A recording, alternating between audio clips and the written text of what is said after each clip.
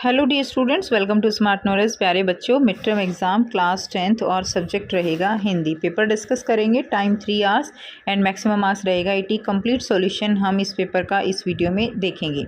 सबसे पहले सामान्य निर्देश दिए गए हैं और आप यहाँ से सामान्य निर्देश पढ़ सकते हो कि कौन सा क्वेश्चन आपका कितने नंबर का रहने वाला है। बाकी हम साथ साथ भी देखेंगे। तो खंड का आपका दिया गया है अपठित बोध दिया गया है, तो इस गद्यांश को आपको ध्यानपूर्वक पढ़ना है और उस पर आधारित प्रश्न जो है वो आपको यहाँ पर सॉल्व करने हैं। गांधी जी कितने कुशल संपादक थे, उतने ही कुशल मुद्रक और प्रकाशक भी थे। गांधी जी अपने इंडियन ओपिनियन, यंग इंडिया, नवजीवन और हरिजन नाम के पत्रों का संपादन भी करते थे और इनको अपने ही प्रेस में छापते प्रकाशित करते थे। वे जानते थे कि यदि वे अपने लेखों को दूसरे पत्रों में छपवाएंगे तो अपने विचारों को शांतिपूर्वक जो है स्वतंत्रता पूर्वक व्यक्त नहीं कर पाएंगे। जब उन्होंने इंडियन ओपिनियन का भार संभाला उस समय वह घाटे में चल रहा था और गांधी जी प्रेस को शहर से हटाकर फिनिक्स बस्ती में ले जाना चाहते थे। उनके मित्रों को शंका थी कि प्रेस दूर गांव में न चल सकेगा। फिर भी गांधी जी ने पूरी मशीन का सारा टाइप असबाब आदि को शहर से हटाकर आश्रम के कमरे में करीना से लगा दिया। मशीन को चलाने के लिए तेल से चलने वाला पुराना इंजन लगाया गया। अपना कार्यालय गांधी जी ने अलग कमरे में बनवाया। छापे खाने में एक भी वेतनभोगी कर्मचारी या चपरासी नहीं रखा गया। इंडियन ओपिनियन साप्ताहिक पत्र था, ठीक है, और वह पत्र छपकर शनिवार को बंटने के लिए भेजा जाता था। शुक्रवार तक दोपहर को सारे लेख आदि कंपोज किए हो जाते थे। सभी आश्रमवासी बच्चे बूढ़े मैटर कंपोज करने, छापने, अखबार में छपे हुए कागजों को काटने, मोड़ने को तैयार करने, अखबार के रैपर पर पते लिखने और बाहर भेजने के लिए अखबार के बंडल बांधने के कामों में सहायता करते थे। इन बंडलों को समय पर रेलवे स्टेशन पहुंचाना जरूरी था। समय पर अखबार तैयार कर देने के लिए लोग आधी रात तक काम करते थे। जब काम ज़्यादा होता तब अन्य लोगों के साथ गांधी जी भी शुक्रवार को पूरी रात जागते थे। कभी कभी कस्तूरबा और आश्रम की अन्य स्त्रियां भी उनकी मदद करती थी। तो अब इसके आधार पर प्रश्नों के उत्तर दिए गए हैं। गांधी जी द्वारा स्वयं पत्र प्रकाशित करने का क्या कारण था? तो कारण था कि वे अपने विचारों को बिना किसी बाधा के जन जन तक पहुंचाना चाहते थे।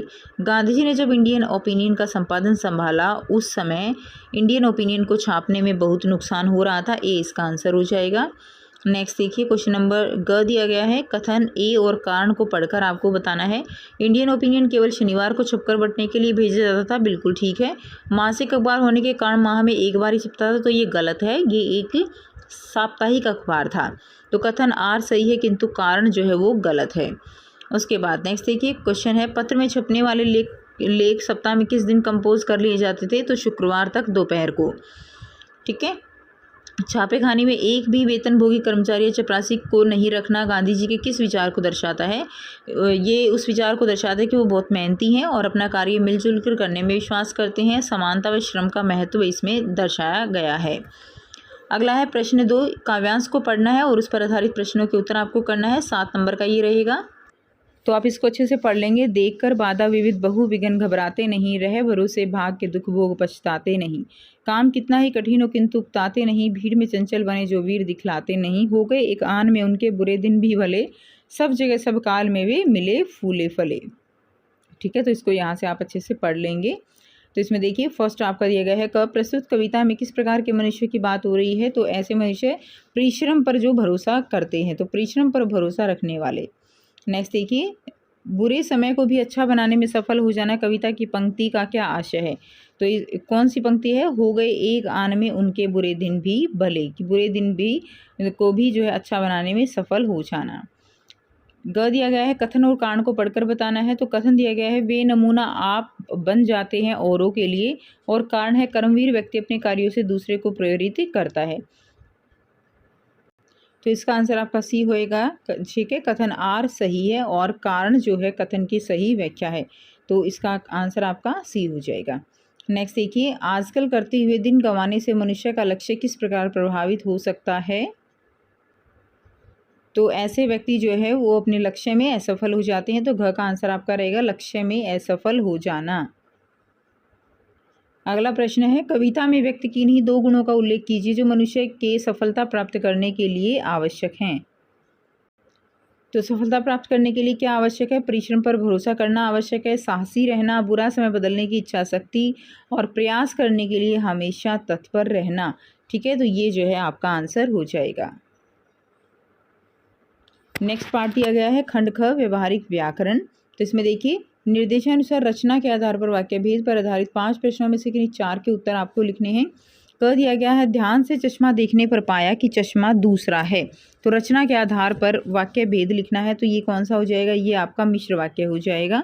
ठीक है, उसके बाद नेक्स्ट देखिए ख है लखनऊ स्टेशन पर खीरा बेचने वाले खीरे के इस्तेमाल का तरीका जानते हैं। तो मिश्र वाक्य में रूपांतरित करना है, तो इसका आंसर हो जाएगा जो लखनऊ स्टेशन पर खीरा बेचते हैं वे खीरे के इस्तेमाल का तरीका जानते हैं। ग दिया गया है बाल गोविंद भगत मंझोले कद के गोरे चिट्टे आदमी थे। तो रचना के आधार पर वाक्य भेद बताना है, तो ये कौन सा वाक्य हो जाएगा, सरल वाक्य हो जाएगा। नेक्स्ट देखिए मणि के पूछने पर जितेन हंस पड़ा।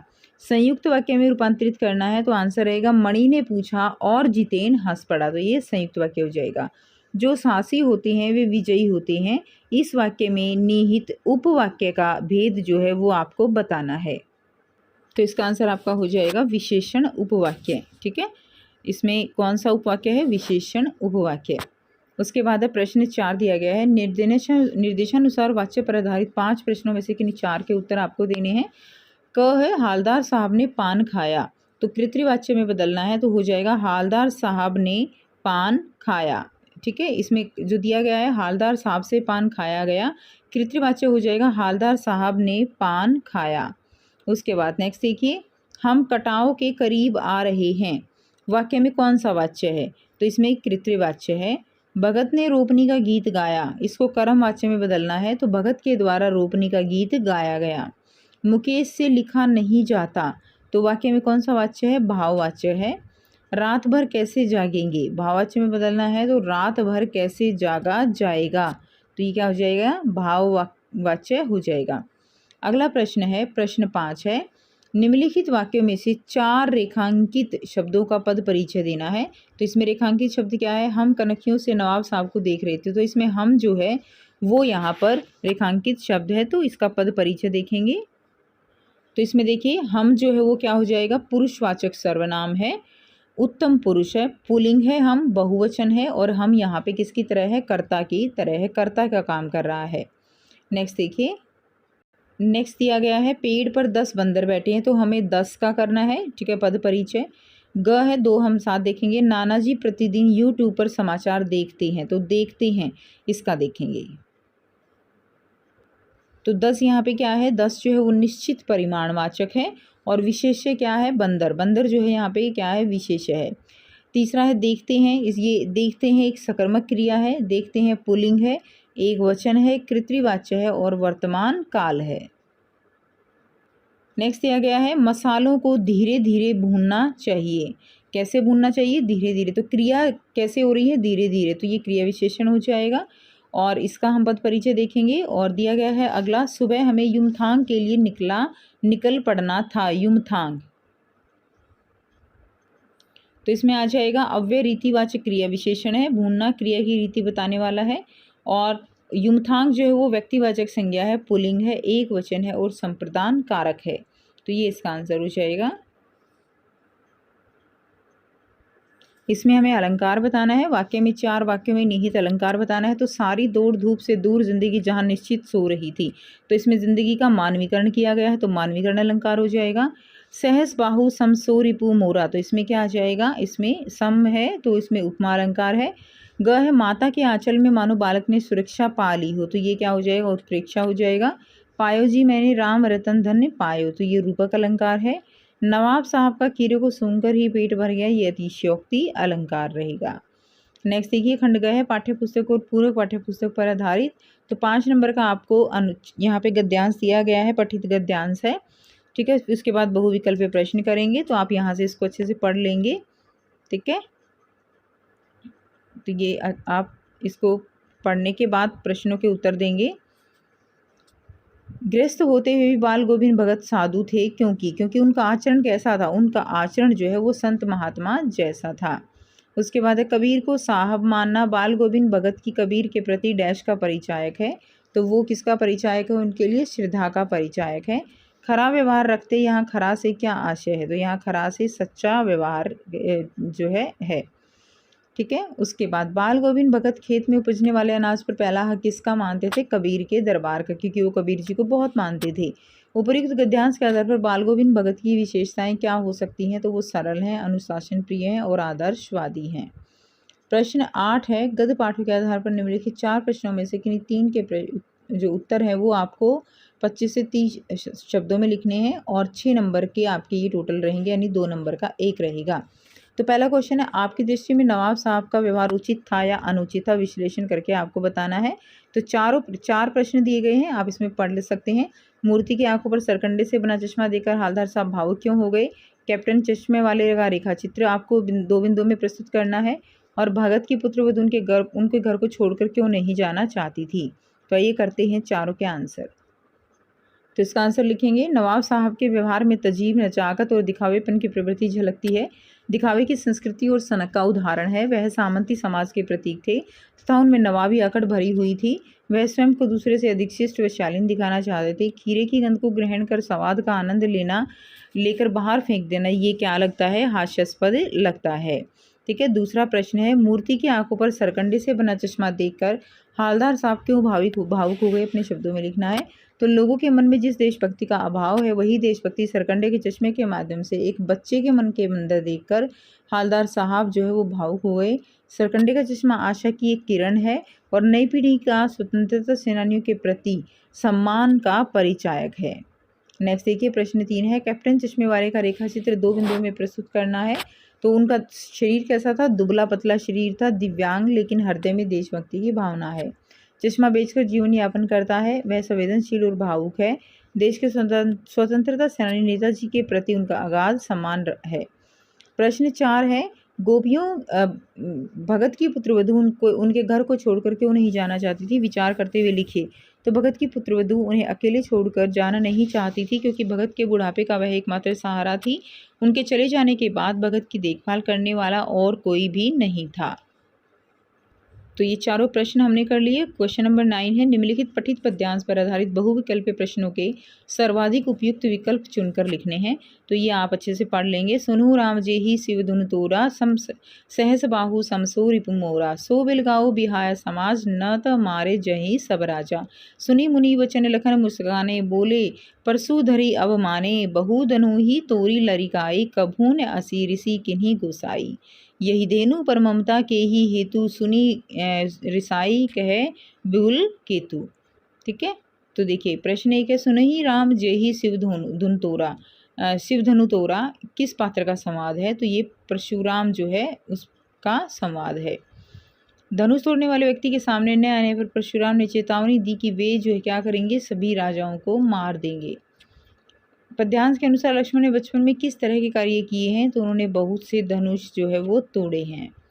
भृगुल केतु का क्या अर्थ है? तो भृगुवंश की जो है भृगुवंश का ध्वज ये कहलाता है। उसके बाद है, परशुराम और लक्ष्मण के कथन क्रमशः किस भाव को प्रदर्शित कर रहे हैं? तो क्रोध और व्यंग्य को प्रदर्शित कर रहे हैं। प्रश्न 10 है, पद्य पाठों के आधार पर निम्नलिखित 4 प्रश्नों में से किन्हीं 3 के उत्तर आपको देने हैं। तो ये 4 प्रश्न हैं जिनके आंसर हम करेंगे। ठीक है।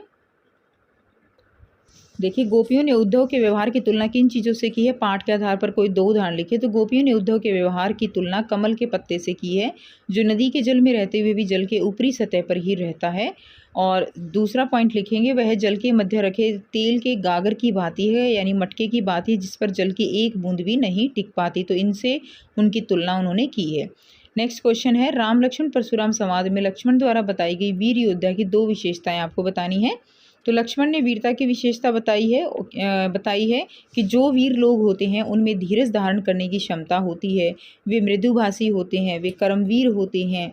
वीर व्यक्ति युद्ध के मैदान में धैर्यपूर्वक चुपचाप अपना काम करते रहते हैं। नेक्स्ट देखिए, जयशंकर प्रसाद का अपनी स्मृतियों को पाथे के रूप में चित्रित करने का क्या कारण है? विश्लेषण कीजिए। तो स्मृति को पाथे बनाने से कवि का आशय स्मृति के सहारे जीवन जीने से है। कवि की प्रेसी उनसे दूर हो गई है। कवि के मन मस्तिष्क पर केवल उनकी स्मृति ही है।